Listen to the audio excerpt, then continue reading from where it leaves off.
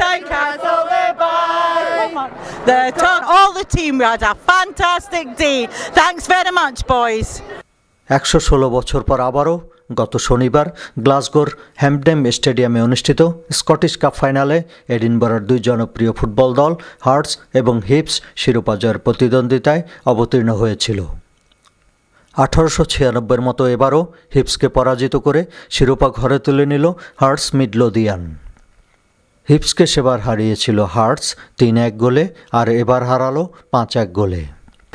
পুরা প্রায় হাজার হাজার মানুষের সমাবেশ। আমরা এটা আজকে হার্টসের পক্ষ থেকে সেলিব্রেশন করতেছি স্কটল্যান্ডে। বিজয়ীদেরকে অভিবাদন জানাতে গোটা এডিনবরা পরিণত হয়েছিল জনসমুদ্রে। নেচে গেয়ে আনন্দ উচ্ছ্বাসের উৎসবে একাত্ম হয়েছিল এখানকার প্রবাসী বাংলাদেশিরাও।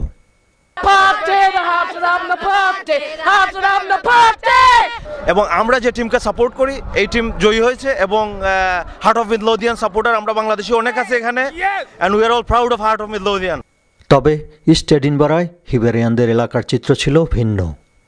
হেরে যাওয়ার পর যা হয় তাই।